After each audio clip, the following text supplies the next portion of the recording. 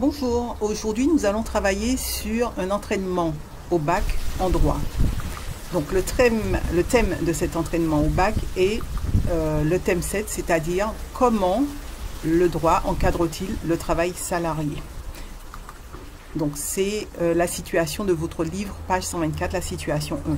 Donc je vous ai mis le détail de la situation, à savoir qu'il s'agit d'une entreprise qui s'appelle Vital, dans laquelle il y a une grève pour une augmentation de salaire, mais suite à l'arrêt de la grève et après négociation, il y a 4 salariés et un contremaître qui ont fait un ralentissement volontaire de leur rythme de travail et le contremaître a été licencié.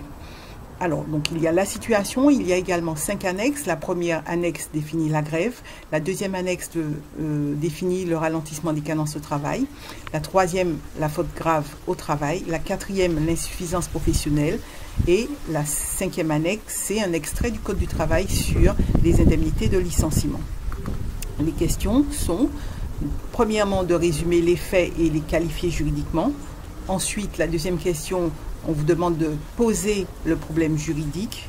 Ensuite, on vous demande si l'employeur peut licencier le contremaître et pour quel motif. Et enfin, est-ce que les modalités de ce licenciement sont critiquables ou pas? Alors, en préambule, petit rappel méthodologique, alors il faut commencer par lire attentivement les éléments de la situation, surligner les éléments importants ou les noter sur votre brouillon.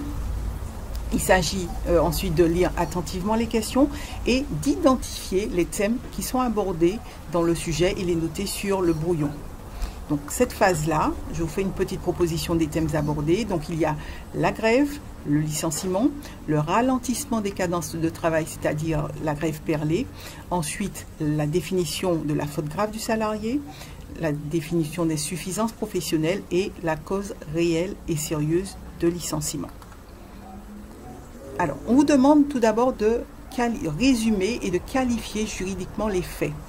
Donc, il s'agit donc de repérer les principales informations, à savoir les parties impliquées, le lien juridique entre les parties, les faits tels qu'ils se sont déroulés, les suites et le dénouement.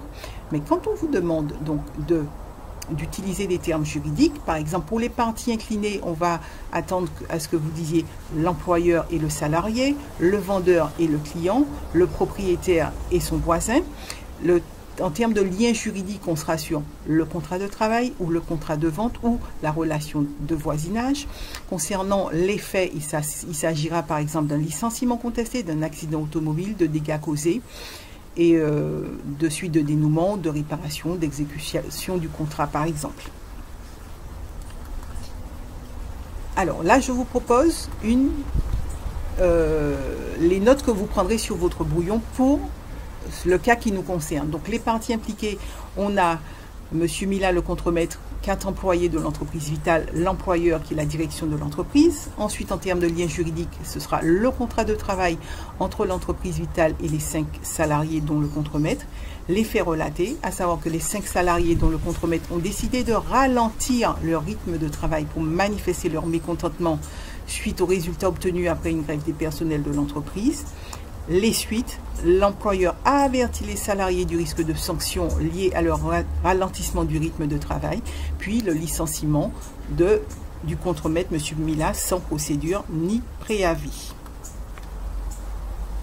Donc là, je vous propose une formulation, mais étant entendu qu'une fois que les éléments figurent bien dans votre texte, chacun aura sa propre façon de rédiger, chacun aura sa propre façon de relater les faits. On n'attend pas que la question soit strictement la même pour chacun des élèves, sachant que vous aurez votre propre style, mais les éléments qui sont demandés devront absolument figurer dans votre réponse. La question 2 concerne le problème juridique. Alors, quand on lit effectivement cette situation, on a l'impression qu'il y a 2 problèmes juridiques. Donc, tout d'abord, le licenciement dans des conditions particulières, c'est-à-dire sans procédure ni préavis. Et ensuite, la question de la grève. C'est-à-dire, est-ce que le mouvement des 4 salariés du contremaître est légal ou est-ce qu'il peut donner lieu à une sanction, comme le dit l'employeur. Alors, sachant que déjà, c'est la grève qui est à l'origine de la sanction et donc du licenciement du contremaître. Ensuite, la question 4 pose la question l'employeur peut-il licencier le contremaître? Donc en fait, dans ce cas-là, nous allons nous focaliser sur la grève, c'est-à-dire est-ce que cette grève est légale ou pas. Alors, le problème est la définition de la grève, et plus précisément de savoir si une grève perlée, c'est-à-dire une grève qui donne lieu à un ralentissement du rythme de travail, mais pas un arrêt total du travail, est-ce que cette grève perlée est une expression du droit de grève ou pas, sachant que le droit de grève est un droit reconnu.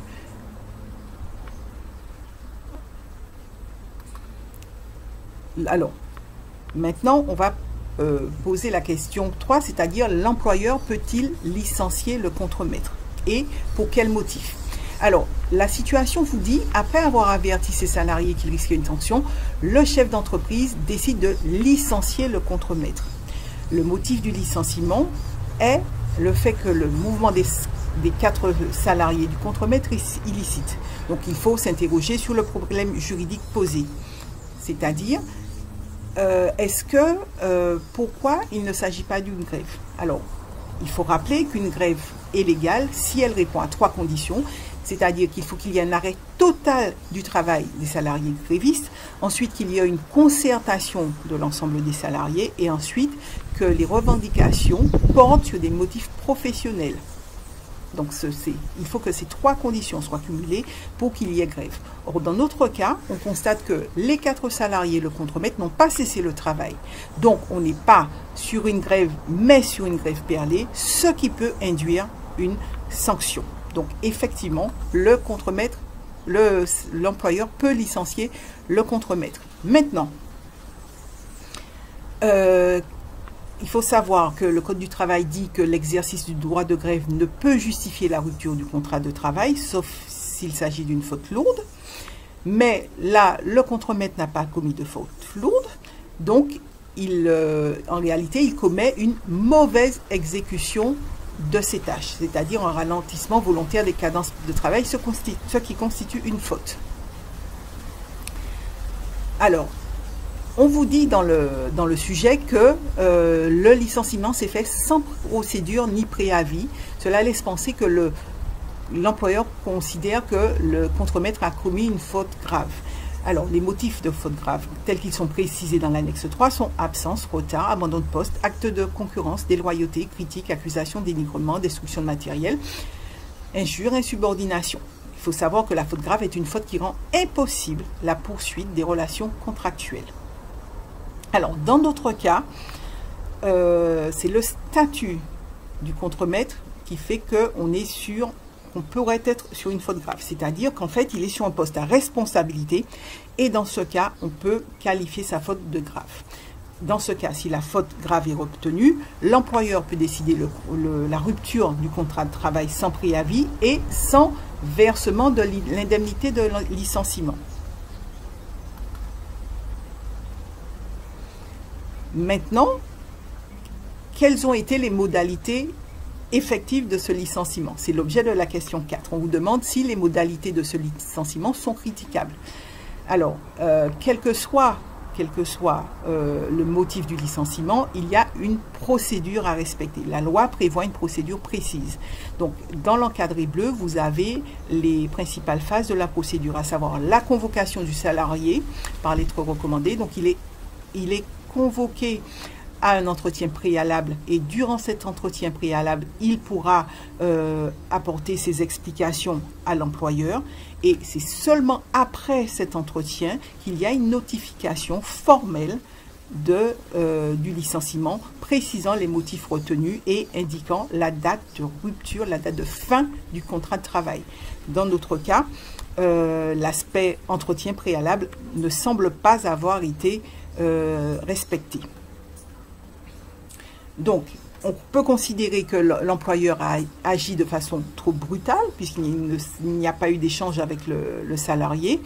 Toutefois, il est fort probable que le contremaître ira au prud'homme pour demander une indemnisation, mais il y a peu de chances que son licenciement soit annulé puisque le licenciement est basé sur une cause réelle et sérieuse, c'est-à-dire une grève perlée et donc qui est illicite. Donc j'en ai terminé pour cet entraînement au bac en droit.